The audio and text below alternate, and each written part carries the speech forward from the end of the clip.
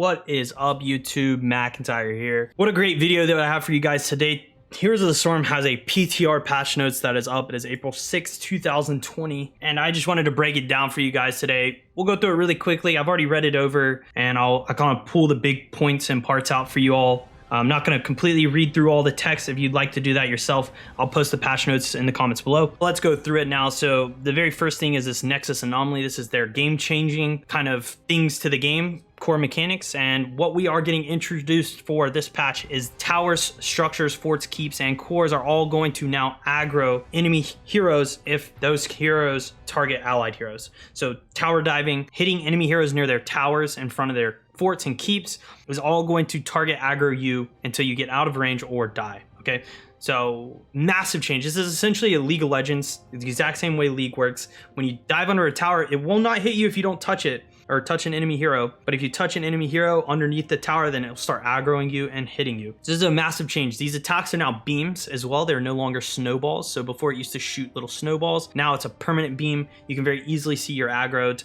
and get out of range, or potentially die to the tower. This is going to be insane for pushing towers, pushing down walls before you get to forts. And another massive change here is if we go down here, these damages have all been increased by 10% when hitting heroes. Also, these attacks reduce armor. 10% armor for forts and keeps, 5% for towers, right? So this is not only going to increase damage on the character the more ticks that it hits them, but also decrease their armor, thus increasing the damage that the heroes underneath those buildings can deal. If a Blaze dives and he hits bunker, before the bunker would aggro, Blaze could continue to hit the hero. Now, if he bunkers and then hops out and hits him, he'll re-aggro, right? No longer can you take focus with summons or whatnot to dive towers, right? Things like a Nubarak are no longer as strong because if you dig under before it, you would spawn a beetle, the beetles would aggro and you could tower dive. Now the aggro will shift to the Nubarak if he's the first to hit the enemy hero, and he'll begin not only taking increased damage, but the reduced armor. So massive game change here. Fort's no longer slow either. So that's also nice too. You can dive in, tank, stand on the outside of range, and then walk out after your team has dove. The new massive change as well, I won't read through all of these, but essentially on every map, they have added a core ability, so the core will do different things when getting dove or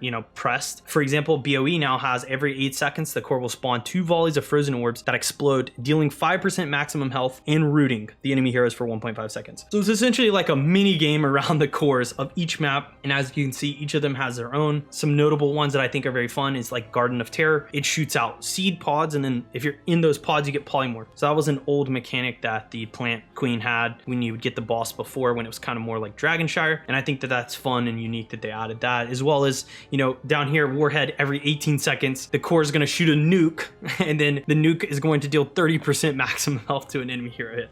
Obviously every 18 seconds you're not going to see this, maybe once during a fight over the core, but I think this is a really fun mechanic, and it'll make maps that end early maybe not so easy to end, right? This will, I think both of these changes will increase the time it takes to win a game of Heroes of the Storm. So excited to see these changes. These are things that they're trying to really tweak the game and make it play differently, and I honestly think that both are going to massively change the way the game's played. Looking at some general things, we have the Mastery Ring Tier 3, so you can decorate your characters if you play a lot of them with some rings. They've changed up the way AI works a bit. You now have the ability to tell the AI to stay in the base if you want it to. The other important thing here is that AI is no longer just push towards objectives, right? If a curse spawns on Curse Hollow, typically they'll just run at it until they get picked and died. That will no longer happen. They'll wait for the team to group up before they move in. So overall, pretty good change for DC'd players and maybe players that are playing co-op versus AI. Cool quality of life here. Favorite talents. Essentially now you can build a talent build in game. You can link that talent build in game, and then people can copy paste that into their characters.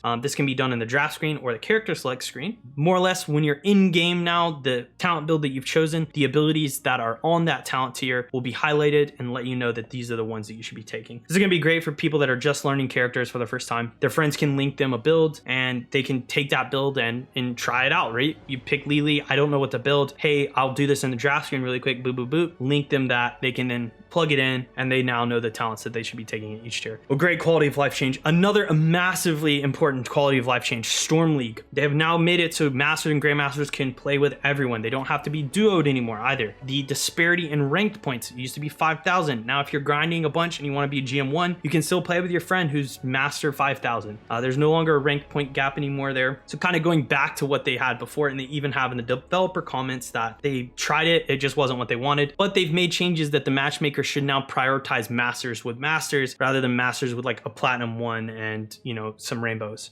We have some new changes to the experience globes. You now get a purple text if you get a last hit, which is nice to let you know you got the experience. The pickup radius for globes is increased, and the globe chasing you is also increased. So it should chase away kind of after you. I was actually on Into the Nexus when we were talking about this, and that they were saying that sometimes they mount up, the globe's chasing them, and then they disconnect that. I think this is a fix for that change. Another massive one, this is probably the second biggest as compared, or the third biggest as compared to the tower changes, that they are now combining the US region into one server. While you will queue the server that you prioritize, the West games and the Central games will hit each other. They're no longer doing the, oh, if you're not playing West, then you're not going to get games. This is a massive thing for me because I feel like the split server actually hurts our games a lot, and that's what gives us long queue times. So having this now, bundling the players into one matchmaker, is going to massively increase your queue times at literally all ranks. So excited to see that. Moving into the collection tab, we have new bundles, some new skins. We're going back to the Dark Nexus. You can know,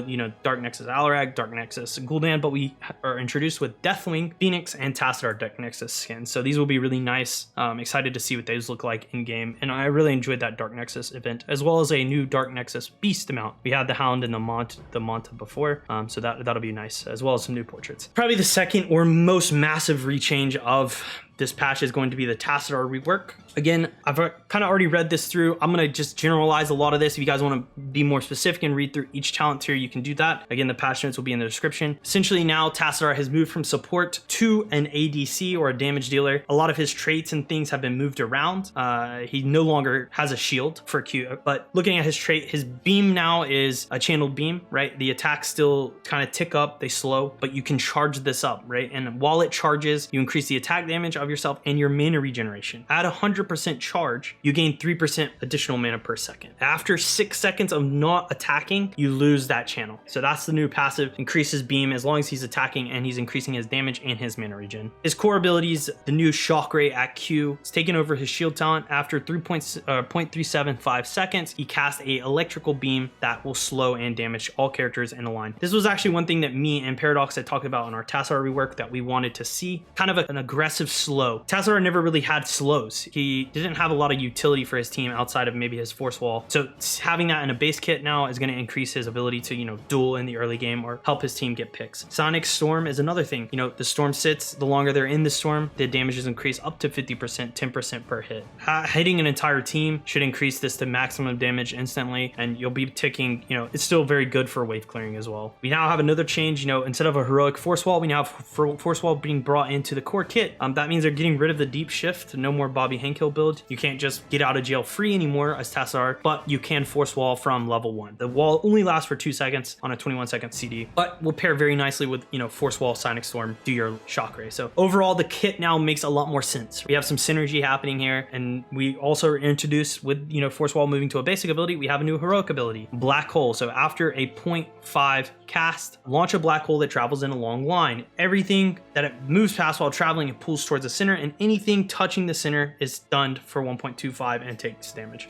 So this is like an incredible wombo. And another thing that me and Paradox talked about, and one thing that I really wanted, was to give Tassadar a impactful heroic. You look at Hanzo, right? He's got Dragonair. You look at Sylvanas with her arrow. You look at KT with his Power Blast. All of these abilities, when they're pressed, you feel it. And now Tassadar has that in Black Hole. He can synergize with his team's engage. He can engage for his team. Overall, I really like this heroic. The other thing about Archon that has now changed is when you hit Archon, Resonance Beam is fully charged, which means your passive is immediately activated. Your auto attacks melt 20 spell armor, and you get a 20% max health shield. So that lasts for 12 seconds. So for 12 seconds, your Resonant Beam will be fully charged. Obviously, with the rework, they've now introduced a bunch of new talents. First one is a Q build. He's going to be taking static charge at level 1. Hitting your Q will permanently increase the damage of your Q and grant charge to your beam. This increases 200% or 200 additional damage. Sonic Storm talent at level 1 is going to be Psi Infusion. Increase the range of your your W, and each non-structure enemy hit by it gives you mana back. So this is typical. This is basically the same thing that he had before, just giving him more mana sustain on his W. Not sure as important anymore now that we're getting it from the passive, but the level 1 talent that I like the most is the Amulet talent. Your beam is going to charge 50% faster, and after hitting your beam at full charge for 80 seconds, you don't even have to hit the beam, you just have to be at full charge 80 seconds, your beam bounces to one target, and then after 160 seconds, you get a double bounce. So this is that level 20 talent that he had before as a level 1. The only thing is you have to quest it, but it seems fairly easy as you should be charging your laser even faster with your trait at level 1. So level 4, we have some new talents as well. Again, you're going to see a kind of Q, a passive, or maybe a force wall talent here or there for each talent tier. So at level 4, we have induction. Casting the ray increases Tassadar's movement speed by 15% for 3 seconds. You don't have to hit anything, you just get the movement speed if you cast it. But if you hit an enemy hero, you increase that by 10%. So 25% move speed for 3 seconds if you land your shock ray. This will allow him to kite, to gap. I think this will pair really well with Archon, as you'll be able to shock ray them, run them down, they come at you, you can back up. It's just a great way to, maybe keep a gap between Garrosh. If you Q, Garrosh probably won't be able to catch up to throw you or land his Q on you. Another talent that I think me and Paradox had mentioned in our Tassadar guest rework video that we had was that we wanted an effect around Force Wall, and we got that here. Electric Fence. Enemies near Force Wall take 46 damage and are slowed by 35%. So this is something to discourage the enemy team from walking near your wall, or reward you for placing a good wall that makes the enemy walk into it. And again, it's going to introduce some sort of CC and utility to the character to allow for early game picks or duels in your team's favor that Tassadar really didn't give before outside of his, shield. And then we have a level 4 talent, Plasma Shield. While your beam is full, you gain a shield equal to 3% of your max health every second, up to 15%. I like this talent a lot actually, because if you're taking Archon, that means you're going to have an additional 15% max health shield on top of the 40. I assume that should stack. You immediately go full beam when you Archon, so you'll immediately start getting this, and this will continue to tick as you fight. You no longer have a sustain like you used to. You used to be able to, shield yourself and then, and that would sustain you when you're an Archon. But now you have that sustain through this talent at level 4. This will be great versus poke comps as well, as they'll hit you, but then you'll just continue to heal that 3% back. Level 7, we have Beam Alignment. When Resonance Beam is fully charged, your basic attack range is increased, and the cooldown of Shock Ray is 100% faster. So this is a really good ability, I think, for Archon mode again, or the Black Hole build, in all honesty. If you can get this built up, having your attack range even further, having your Shock Rays more often, I think could be really good. I would say that this talent is for sure based more around the Archon build though. Sonic Echo. This is one that I was very excited about when I read it. Casting Sonic Storm causes your next Shock Ray within 3 seconds to cost 30 mana and create a Psionic Storm on the first hero hit. And the reason that I was excited about this, because this was Blizzard building a talent that gave the player a direction. They need to storm, and then they need to land their Shock Ray. And I think that in itself is an incredible thing that they introduced to the character's kit, and a talent that I think you should really take. Arctic Charge. This is the probably weakest of the 3 potentially. Basically at full beam, every 10 seconds, your auto attack will proc a Sonic Storm. So just autoing will proc a Sonic Storm on the target you hit. So it gives you more Sonic Storms, essentially the same thing Sonic Echo is doing, but a little easier actually. Level 13, these are all tech talents. You have one talent that is going to slow, similar to what we had before. You Sonic Storm, when you auto attack, they get slowed, but they also get reduced physical armor, really good with Archon. Shadow Walk is going to be your old E. You go into an unrevealable stealth, you gain 40% movement speed and 25 armor. So you're not unCCable, but if they cast something, they can't knock you out of stealth, right?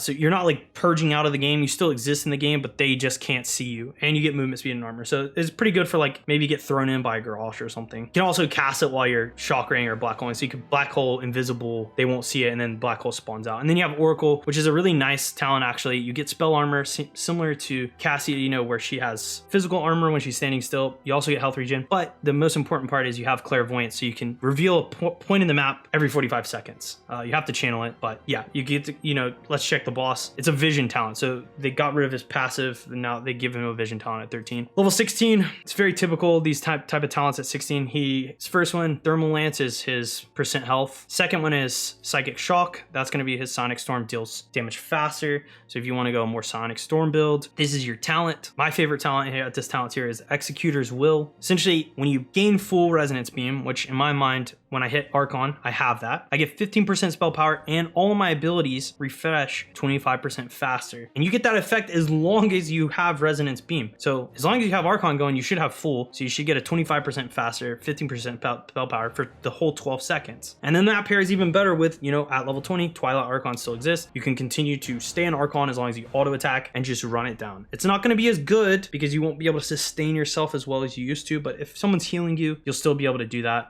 We have Blitz at level 20, which is a really sweet talent. Each hero hit by Black Hole creates a Sonic Storm. So if you're looking for a big wombo, that's going to be your ticket. Force Barrier, the exact same as before, except now the walls don't last as long, so it's not going to be as powerful. You won't be able to just continue to cast a wall as they walk away, but you can still get that same effect. And then Call's Gift, which is a very unique one, gaining spell power for yourself and each ally up to 20 near you, and each of your allies get that 20. So as long as you're all in a 5 clump, everyone around you will get 20 spell power. So really good if you pick a comp that has a lot of spell damage and whatnot. But I think the last little bit of the patch is going to be the Zul, just the health and health regen, so he'll be able to die a little easier, and a few bug fixes as well.